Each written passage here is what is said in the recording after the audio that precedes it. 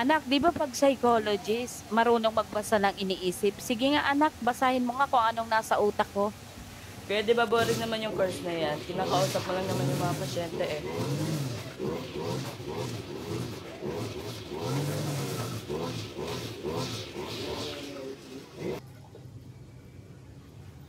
Uy!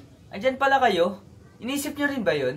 Ay, ako nga pala si Prince Archan ng Psych 253 na nag-aaral sa National University ng Dasmariñas, Cavite.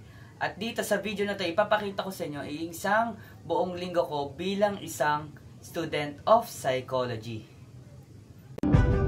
Araw-araw nga ay sumasakay ako ng pampublikong bus upang makasakay papuntang Palapala, kung saan naman malolokate o matatagpuan ang aking eskwela dito sa likod ng SM Dasma. Sa araw nga naman ay pinapakitang nag-video kami sa project sa RPH. Dito rin pinakita rin na nape-prepara kami para sa subject na ITP. Sa araw din na to kami gumawa ng project sa MMW. Sa araw naman ay Tuesday ay parang continuation lamang ng MMW. At ang araw ng Wednesday, ito ang araw na talagang pinaglagyan ko ng pansin ang understanding the self. Dito nga ay nag-video kami at pumunta kami ng National Museum upang isabay na rin ang project namin sa RPH. Punta kami ng National Museum, tumingin ng mga artifacts, mga makasaysayang lugar, makasaysayang gamit, mga iniwan ng mga ninuno natin, at iba pa.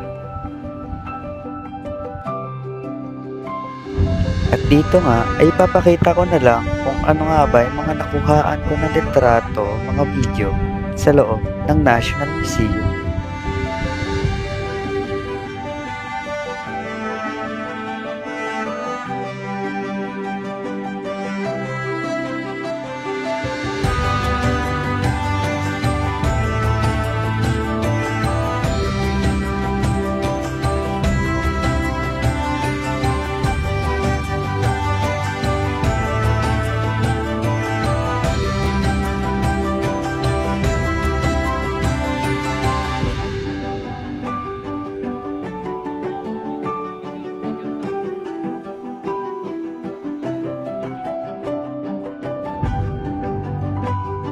At sa dulong parte naman ng Wednesday ay naisipan namin na mag-MOA at magkaroon ng konting kasiyahan.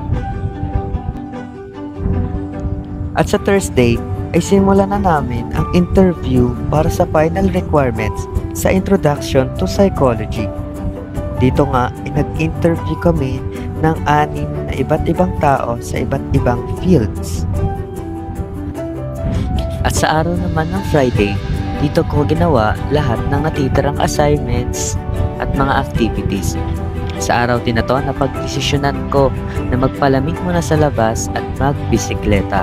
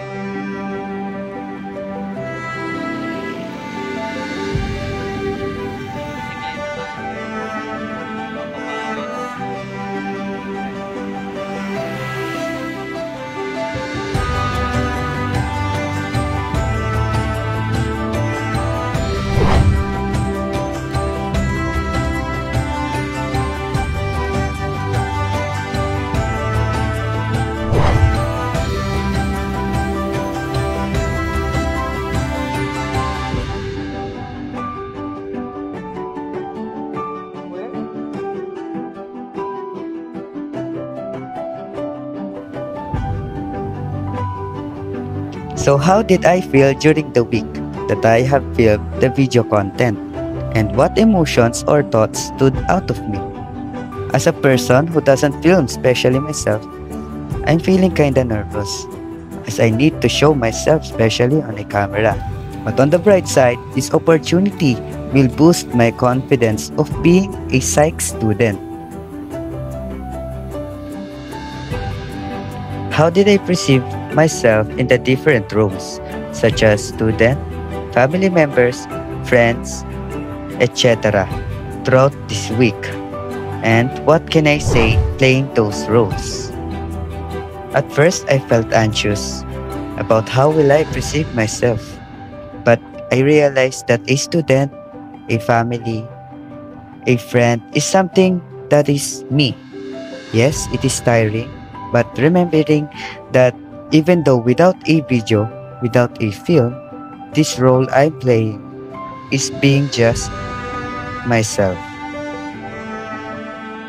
What can I consider as factors that influence how I acted in my typical roles in life? So based on my answer in the previous question, I just did what is simply me. This regularly helps me to be more concise with my role because this is literally myself. Reflect on the moments throughout your video shoot that really boosted or challenges your self-esteem. What were they? How did it make you feel? Being with my friends completely changed the type of me that is shy. This exponentially boosted my confidence to its maximum. I know that being confident is needed to submit this output, but as I am doing all those videos, I realized that there's me that is engaging with everyone. At ito na nga ang video ko para sa Understanding the Self. Again, ako ulit si Prince Archan ng Site 253 at nag-aaral sa National University ng Dasmariñas, Cavite.